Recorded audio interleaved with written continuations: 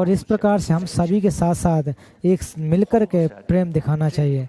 और हमारे जो गुस्सा है, गुस्सा हमारे समाज को बिखेरता है, और जो प्रेम है समाज को जोड़ता है। क्योंकि जो जहाँ तक समाज को जोड़ने का काम करता है वो प्रेम और स्नेह ही होता है। और जहाँ तक मनुष्य के जो जो मूलभूत आवश्यकता वो प्रेम का होना चाहिए, स्नेह होना चाहिए। मेरे कुछ वैज्ञानिक लोग हैं जिन्होंने परीक्षण किया कि 2-3 साल के बच्चों के ऊपर परीक्षण किया। जो लोग बातचीत नहीं करते, जो बच्चे बातचीत नहीं करते हैं, उनके ऊपर परीक्षण किया।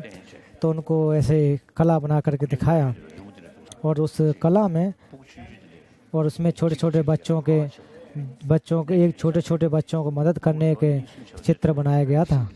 और इस जब 2-3 साल के बच्चों को दिखाया गया तो बच्चे स्वतः से इस प्रकार के चित्र को देख करके प्रसन्नित हो रहे थे, खुशी महसूस कर रहे हैं। दूसरे प्रकार के चित्र ऐसा बनाया गया था जहाँ पर लड़ाई झगड़े वाले फोटो बनाए गए, तो उनको जैसे ही बच्चे देख रहे थे तो एकदम बच्चे उसमें घृणा या दुख महसूस कर रहे, डर महसूस कर रहे थे।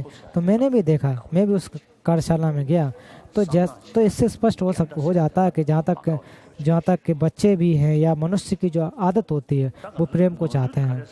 तो अमलों की बुराई क्या है यहाँ होती, जब छोटे होते हैं तो उस समय हम लोग प्रेम अच्छी तरह से नहीं दे पाते हैं, और फिर धीरे धीरे जब बढ़ते जाते हैं, जब बड़े हो जाते हैं, और फिर उस समय जब हम शिक्षा देते हैं तो ज़्यादातर शिक्षा की बात की जाए तो वहाँ पर भौतिक विकास किस प्रकार से हो सके, हमारी तरक्की कैसे कर सकें, इसके बारे में शिक्षा दी जाती है। और कभी भी ऐसी शिक्षा नहीं दी जाती है कि हम किस प्रकार से अपने मन में परिवर्तन कर सकें, इस प्रकार की शिक्षा नहीं जाती है। अगर मन में परिवर्तन की अगर बात की जाए तो तुरंत ऐसा सोचते हैं कि धर्म की बातें हैं, और ज़्यादातर ऐसा मानते हैं, ज़्यादातर भगवान जो भी धर्म है तो उनको या तो ईश्वर ने बनाया है या फिर लामा इत्यादि ने दिया है, ऐसा मानते हैं। तो इसको कोई अपनी बुद्धि से सोचा नहीं जा सकता है।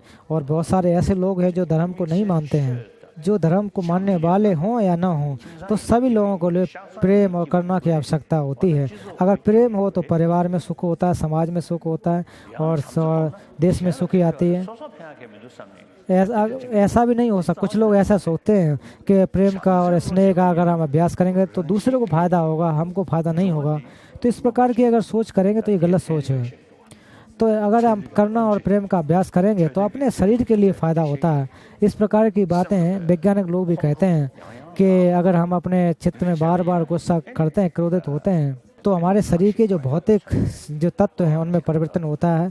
जैसे रक्तचाप है, उसमें परिवर्तन होता है, वो बढ़ जाता है। दिल में दर्द उत्पन्न होता है, भय उत्पन्न होता है। तो इस प्रकार के जो बातें हैं, तो 10 साल के आसपास हो चुके हैं।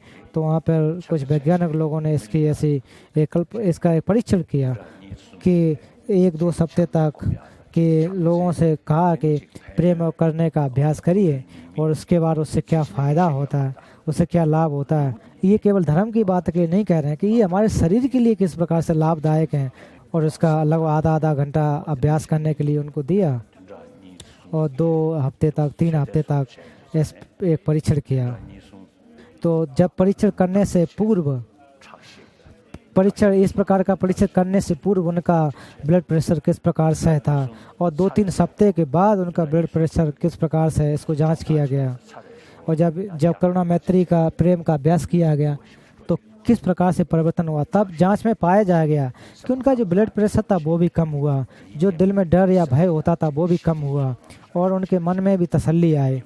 तो और जितने लोग अभ्यास कर रहे थे वो काफ़ी प्रसन्न हुए, और जो साथी लोग थे उनके साथ साथ प्रेम और मैत्री के साथ रह रहे थे। तो इस प्रकार की जो बातें हैं अभ्यास करने से देखने को मिली हैं। अब लगभग 10 साल के आसपास हो चुके हैं। आजकल की जो आधुनिक जो शिक्षा है उसमें प्रेम और करुणा का जो फायदा है और गुस्से या घृणा की क्या हानि है उनके बारे में, और ये बातें हैं, मैं धर्म की बातें नहीं कर रहा हूँ, कर्म फल की बातें नहीं कर रहा हूँ, पूर्व जन्म या परजन्म की बातें नहीं कर रहा हूँ। इस प्रकार की बातें कर रहा हूँ जिससे अगर प्रेम होगा तो किस प्रकार से लाभ है, प्रेम न होने से हानि क्या है। तो ये चीज़ें जो हैं ये चीज़ें जो है बिल्कुल मूलभूत बातें हैं। तो अगर धर्म के साथ के जोड़ करके अगर बातें करेंगे तो थोड़ा बहुत बाधा उत्पन्न हो सकती है, लेकिन अगर धर्म के साथ न जोड़कर समाज के हित के लिए अगर बातें करें तो सबके लिए सार्वभौमिक है, सबके हित के लिए है। तो आज के विद्यालयों में भी या स्कूलों में भी जो शिक्षा देने की प्रणाली है, लगभग 7 अरब के आसपास लोग हैं, उन सब के लिए किस प्रकार से हित हो सके ऐसा प्रयास कर रहे हैं। तो समाज में किस प्रकार से शांति आ सकें, अशांति के लिए अगर हम प्रार्थना करें, पूजा करें, चाहे वो हिंदू हो, मुसलमान हो, सिख हो, ईसाई, चाहे बौद्ध, कोई भी है, शांति के लिए पूजा करते हैं, लेकिन कुछ भी नहीं फायदा होता है। हम लोग भी तिब्बती लोग अब इतना पूजा पाठ करते रहे, उससे कोई फायदा नहीं हुआ। भगवान बुद्ध के दर्शन के अनुसार कहा जाए कि आप कर्म को अच्छा करना चाहिए, अच्छे कर्म करना चाहिए, बुरे कर्म को छोड़ना चाहिए, तभी तो अगर हम लोग, मैं मजाक में ऐसा कहता हूँ, बहुत लोग कहते हैं हे भगवान आप ही जानते हैं, आपके हाथ में है, अगर ऐसा कहता रहें, अगर हम जो कर्ता के रूप में, ईश्वर के रूप में उनको मानते रहें, भगवान बुद्ध शायद आपसे यही कहेंगे मैं ऐसा नहीं कर सकता हूँ, जैसे कि मैं अपने हाथ से आपके दुख को हटा नहीं सकता हूँ, पानी से नहीं धुल सकता हूँ, या मेरा जो दिमाग है या बुद्धि आपके अंदर नहीं डाल सकता हूँ, माफ़ करना ऐसा मैं नहीं कर सकता हूँ। अगर भगवान बुद्ध ऐसा कहते हैं तो क्या करेंगे? क्योंकि जितने भी हमारी जो समस्याएं हैं मनुष्य ने ही बनाए, कोई भगवान ने या देवता ने नहीं बनाई, जो समस्या सारी हम ही लोगों ने बनाई हैं।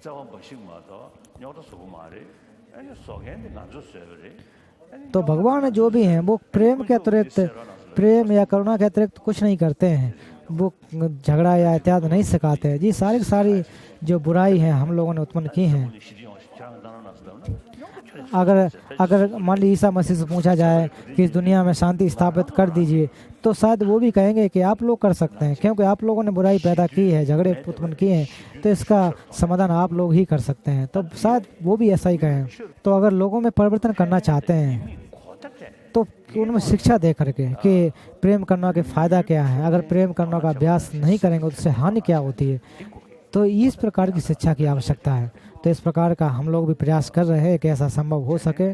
तो इस प्रकार का अभ्यास करने वाले लोग जो हैं, या फिर इसका सहयोग देने वाले लोग, वैज्ञानिक लोग इत्यादि इसका सहयोग कर सकते हैं।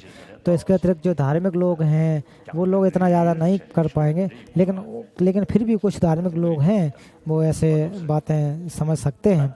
ये जो बातें हैं वो वास्तविक हैं, कोई बनावटी बातें नहीं हैं, क्योंकि इस दुनिया में 7 अरब के आसपास लोग हैं। ये बातें सभी लोगों के लिए ये लाभदायक हो सकते हैं, और सभी लोगों के एक बात होना चाहिए, एक बात होती है। तो वो सबसे महत्वपूर्ण बात है कि किस प्रकार की जो हमारे प्रेम और करुणा है वो कैसे फैल सकती है। और करुणा और प्रेम लोगों में पूजा पाठ के द्वारा नहीं फैल सकती है, ये वास्तविक शिक्षा के द्वारा दिया जा सकता है। तो ये सारे लोग हैं 7 अरब के आसपास जो जनसंख्या, उन सब के हित के लिए होने चाहिए।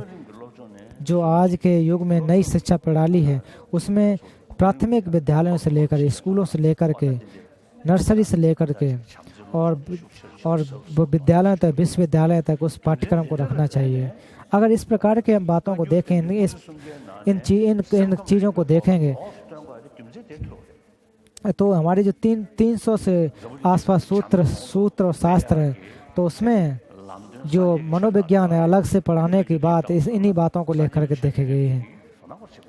जहाँ तक बौद्ध धर्म की बात, जो बौद्ध धर्म को नहीं मानने वाले लोग हैं वो बौद्ध धर्म के ग्रंथों को नहीं पढ़ेंगे, और जो बौद्ध धर्म को नहीं मानते, जो किसी भी धर्म को मानते हैं तो वो भी नहीं पढ़ेंगे, तो भी आपके बौद्ध धर्म के, तो अभी आपकी जो पोथी हैं उनको नहीं मानेंगे। तो अगर उनमें से हटा करके मनोविज्ञान की बात को अलग रखें तो शायद ये दुनिया के सभी लोगों के लिए फ़ायदा हो सकता है।